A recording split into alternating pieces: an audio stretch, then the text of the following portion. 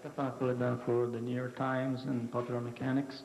Ron, I noticed after the disaster, a couple of hours after, that there was a large number of mission controllers standing for quite some time in the control room, and it looked like they were listening to somebody addressing them.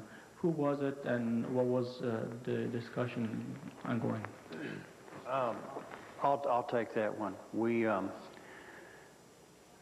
very fortunate here in the agency, and in particular here at the Johnson Space Center, to have people in our employee assistance program, specifically Jackie Reese, who runs that program. It is a program to help employees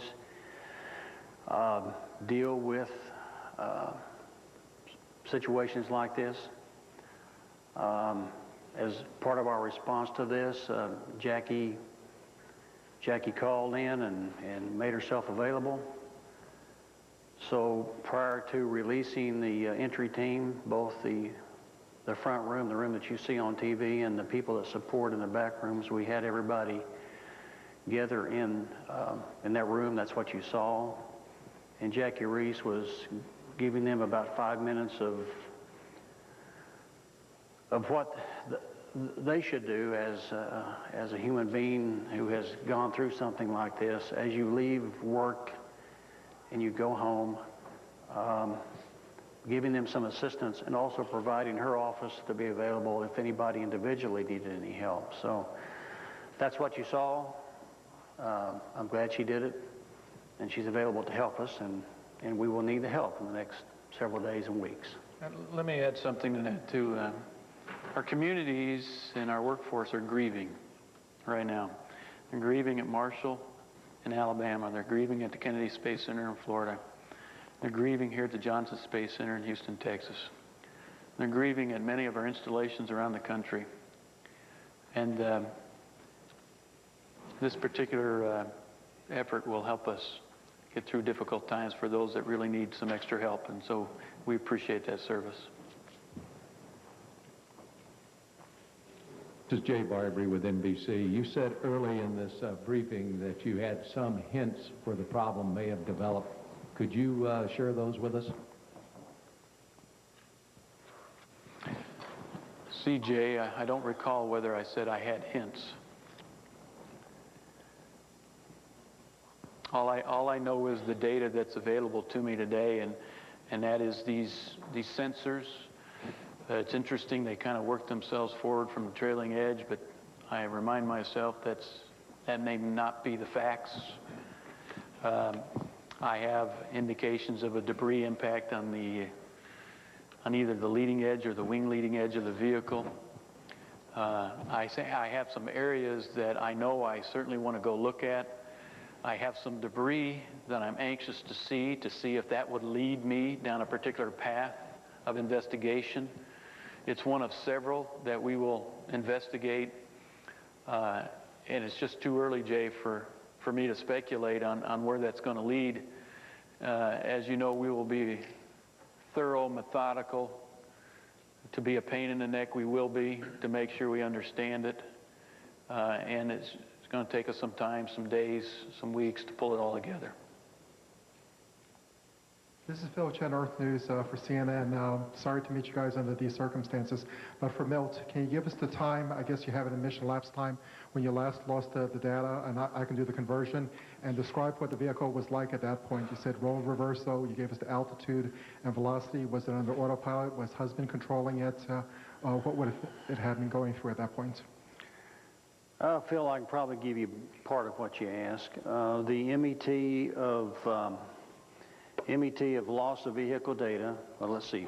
Thank you, Ron. We'll back up here. We had just completed roll reversal number 1. It was completed at an MET of 15 days, 22 hours, 17 minutes, and 50 seconds. And he wants the altitude. Thank you, sir.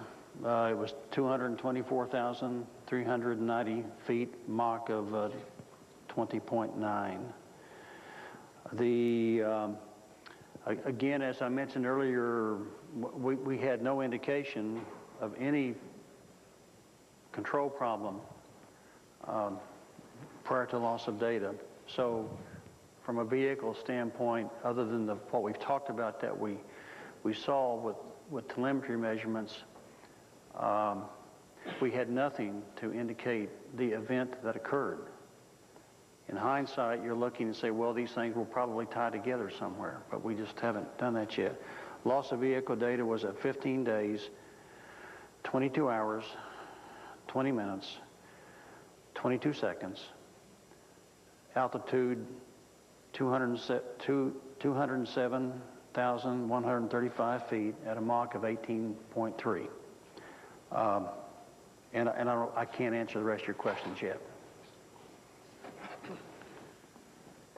This is Jim Banky of Space.com, I guess for Ron and Milt. Can you talk about the issue of Columbia being NASA's original orbiter, the oldest orbiter, how the age issue may or may not be a factor here? And just out of curiosity, was any of the original instrumentation still on and active that may or may not help you with additional data point? Columbia was an amazing machine. It was the first space shuttle vehicle to fly into space. This was its 28th flight. It wasn't the most experienced vehicle. Discovery has 30 flights, at least 30 flights, if I remember it right. I don't think age is a factor. If you ever have the opportunity to look at any of our vehicles, you'll see that the vehicles are kept in just pristine shape. A lot of tender loving care goes into the care of our vehicles so that they look brand new. That doesn't mean that there aren't areas of wear. There certainly are. There's certainly areas of corrosion. That's our job, to manage that corrosion and manage that wear so that we continue to fly these vehicles safely. Columbia, because it was the first vehicle, had a lot more instrumentation included in its design and in its structure than the other three vehicles. And several years ago, we elected to take out much of that instrumentation because it was no longer being used. And we reduced the weight of the vehicle almost 1,200 pounds just by removing instrumentation and the associated wiring. So there really is no extra instrumentation there that would add to our detective work. And what was there before we took it out was not being used. Bill Horowitz, CBS News, and for both of you, we certainly appreciate you appearing here today. I know it's difficult. Could you tell me, please, Milt, if you told the station crew, I'm sure you have, what's happened, when that happened, and what Commander Bowersox and the rest of the crew might have said in response? Bill, I'm not able to tell you when it happened, nor am I able to tell you the response. I was clearly not focused in that. I know we can get that for you. I can give you the general time, Bill. It happened prior to 9:30 Central. This is Irene Brown, and I also wanted to express my condolences to you and your colleagues. You mentioned, Milt, that Americans often wait for a tragedy to come together, and we saw a substantial boost in NASA funding after the Challenger accident. For Ron, I was wondering if you could say what you'd wish to come about as a result of this tragedy, and how much of a hardship would it be if you have to fly the shuttle manifest with just 3 ships?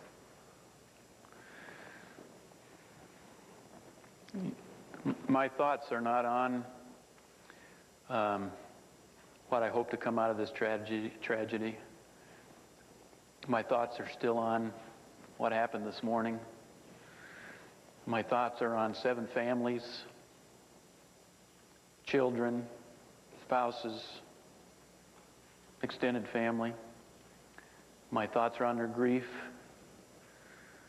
My thoughts are on what we missed, what I missed to allow this to happen.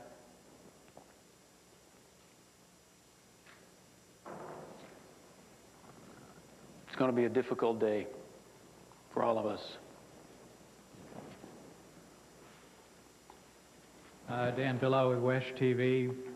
Ron, a two-part question. The first part may be a little repetition, but I want to make sure that I get it clearly. Do you have any indication at all that there was excessive heating on any part of the space shuttle, whether it was wing or tires, landing gear? And secondly, would there be a possibility that there's anything associated with the bipod that could have come off that is hard along with that foam?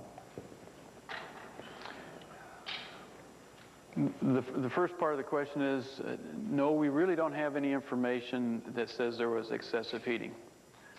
And so when I said that earlier today, I misspoke. All we do is have information that says the sensors quit working. And if we do have evidence of excessive heating occurring, I will get back to you and let you know.